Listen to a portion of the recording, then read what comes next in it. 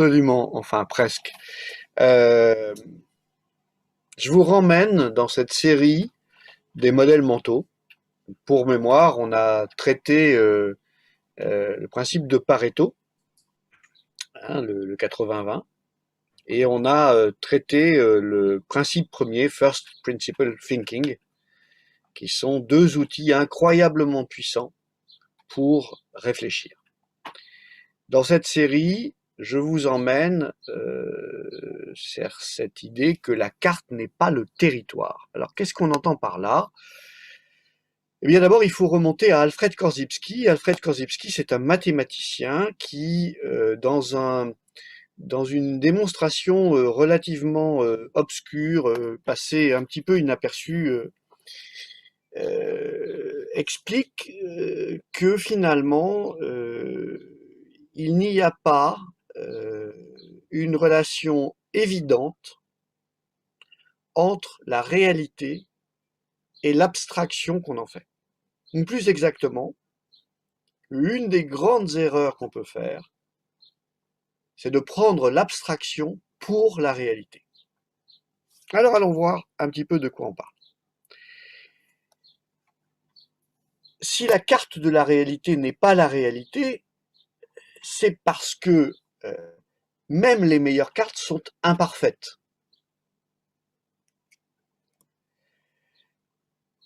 C'est aussi parce qu'une carte, c'est nécessairement une réduction de la réalité. Si et on va partir d'une carte simple, une carte géographique, pour commencer, vous allez voir que ça va devenir un petit peu plus large dans quelques instants. Si je vous fais faire Paris-Clermont-Ferrand en voiture, que je vous donne la carte Michelin et que je vous dis voilà ton trajet, et que vous prenez votre voiture et que vous suivez cette carte, vous allez voir un milliard de choses qui ne sont pas sur la carte, mais qui sont sur le trajet. D'abord parce que la carte, elle est à plat, alors que la réalité, elle est multidimensionnelle. Ensuite, la carte, elle vous montre les points essentiels, alors que la réalité, elle descend dans la complexité la plus fractale.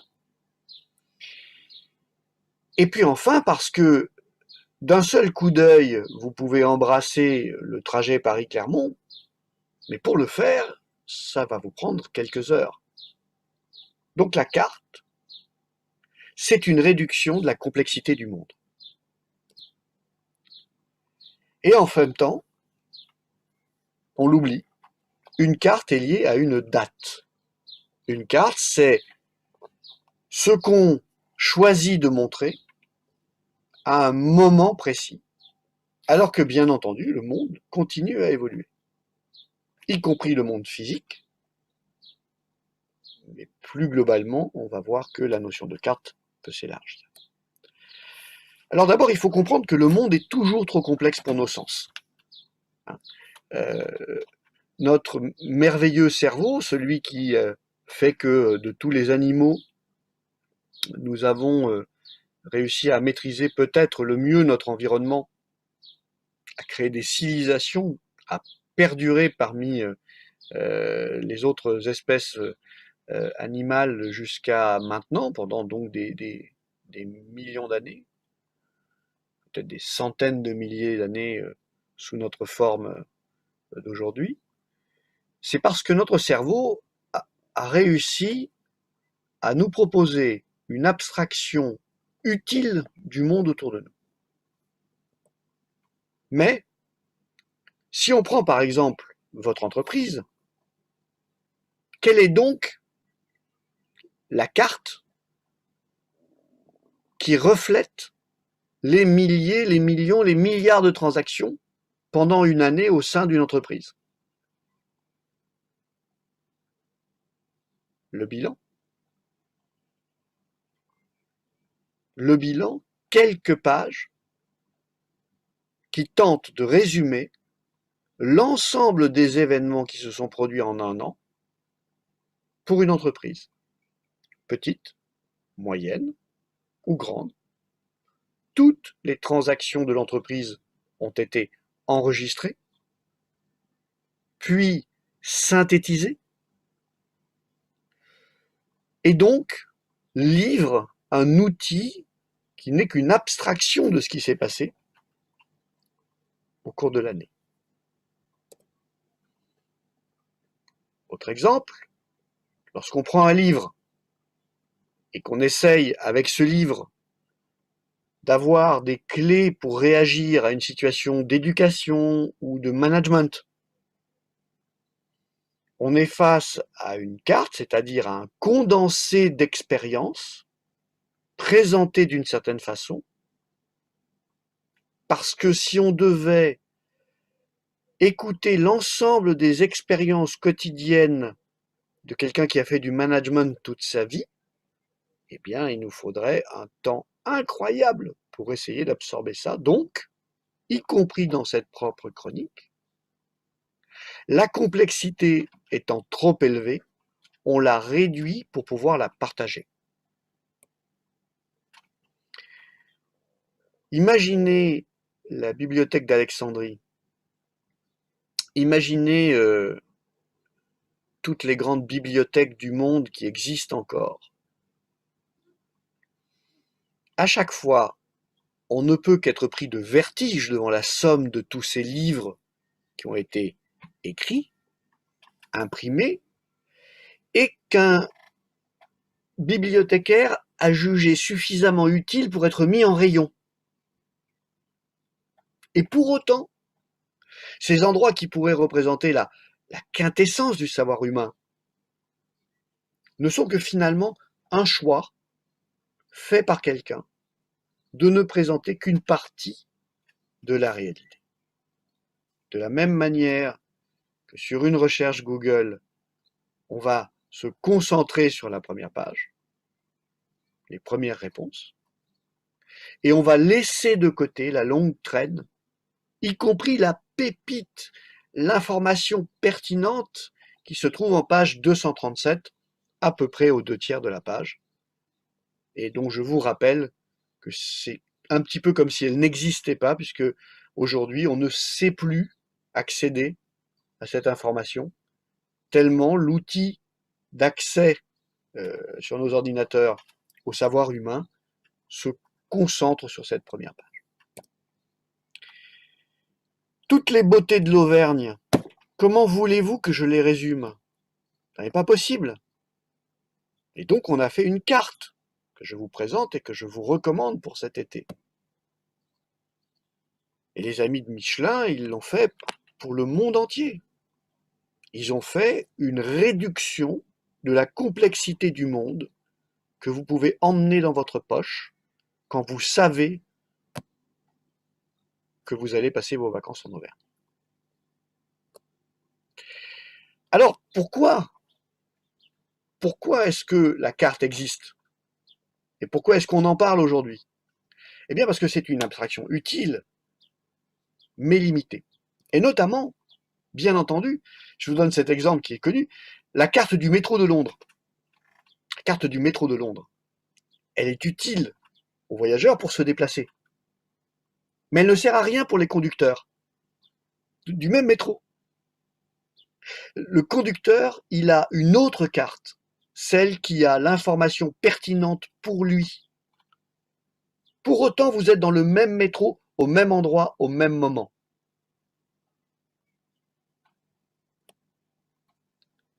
Un journal, prenez votre journal préféré, il a un nombre limité de pages. Donc, chaque information qui est présente a été jugée utile au lecteur, puis condensée, retravaillée, afin de tenir compte de la contrainte. Et donc, le journal ne vous raconte pas les événements, il vous raconte une abstraction, une analyse des événements qui se sont produits. Pour autant, combien d'entre nous prennent pour argent comptant l'information présentée dans une source digne de foi? Parlons des dangers maintenant.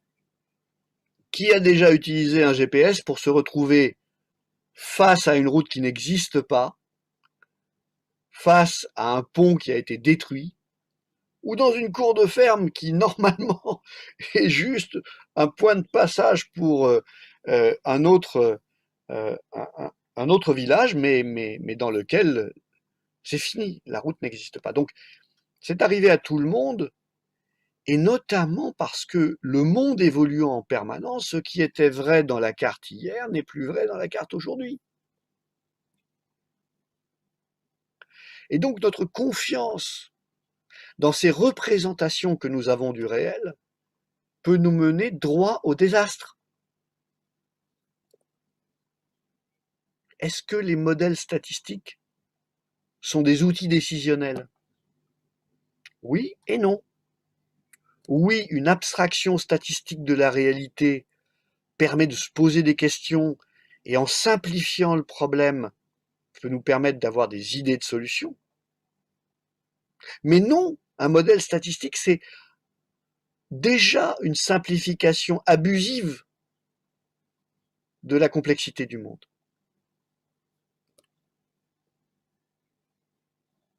Combien de décisions erronées avons-nous prises collectivement à cause d'Excel? Un exercice qu'on fait souvent avec nos clients, c'est de reprendre le budget quelques années en arrière et de regarder l'écart entre le budget et le réalisé. Bien, c'est pour ça que dans les entreprises, on a un budget qui est une forme de choix, de vision pour l'avenir, puis on a une révision 1, une révision 2 en cours d'année, parce que la réalité n'est pas conforme à votre Excel. Donc vous voyez, la puissance de l'outil nous emmène fondamentalement à travailler en croyant que la carte nous donne des indications valables, alors que c'est rarement le cas en réalité. Et puis, pour tous ceux qui ont déjà eu l'occasion de faire des audits, par exemple des audits d'acquisition, ah oui, oui, on a bien regardé, on a tout vérifié, on a passé le juridique, le social, le comptable en revue, on a fait un audit environnemental, industriel, informatique. Et donc on a une pile de documents comme ça qui sont en fait, à chaque fois, une tentative de cartographier le réel, et sur laquelle, si on se repose, eh bien évidemment, on va au-devant de graves déconvenues. Alors, en conclusion, j'espère avoir attiré votre attention sur quelque chose auquel on ne pense jamais, c'est que cette capacité d'abstraction, c'est une des inventions humaines les plus anciennes parce qu'elle permet notamment de transmettre le savoir. Et pour autant, elle reflète les biais de celui qui a tracé la carte. Mais on ne se pose jamais la question, on ne questionne jamais assez les biais du cartographe, y compris nos propres biais. Et donc du coup, on se retrouve à essayer de prendre des décisions qu'on juge rationnelles et informées, à partir d'une information qui est fondamentalement imparfaite, et on a juste oublié de faire ce geste qui est la vérification sur le terrain. Un des plus grands auditeurs que j'ai rencontré, qui avait beaucoup d'expérience, m'a raconté une anecdote incroyable. Il avait embauché un ancien militaire qui ne connaissait rien du tout, mais rien à la comptabilité, et qui l'envoyait faire les audits d'entreprises industrielles, et notamment les audits de stock. Alors, l'audit de stock, je vous rappelle, c'est facile. On a la comptabilité de l'entreprise, on passe dans l'entrepôt et on coche une palette, deux palettes, trois palettes, cinq palettes, de la référence A857-B, toc, toc, toc, toc, c'est bon. Qu'est-ce qu'il faisait l'ancien adjudant qui avait été embauché par ce cabinet d'audit? Il prenait une échelle, il montait sur les palettes, il rampait au centre du stock, et qu'est-ce qu'il trouvait 9 fois sur 10 derrière le mur de palettes extérieures? Du vide. Parce que si je multiplie le nombre de palettes que je peux compter visuellement et qu'ensuite je calcule la profondeur, j'arrive exactement au chiffre de ce qu'il y a sur la comptabilité. Si je vais vérifier, c'est peut-être une autre histoire. Il racontait notamment, il y avait cette entreprise qui fabriquait des jouets en bois dans le Jura, dont il soupçonnait qu'elle était en mauvaise santé depuis longtemps. Et donc il y avait des emballages empilés sur les palettes, avec à chaque fois dedans un jouet pour enfants en bois. Sauf que quand on allait chercher au cœur du stock, la boîte était vide. Juste un exemple pour dire que les biais peuvent être conscients ou inconscients, mais que de toute façon, le principe de vérification s'impose. On doit donc utiliser les cartes en conscience, y compris cette chronique, qui ne présente que ce que j'ai compris, ce que j'ai essayé de transmettre, ce que votre cerveau interprète, ce que votre mémoire va conserver, autrement dit pas grand-chose.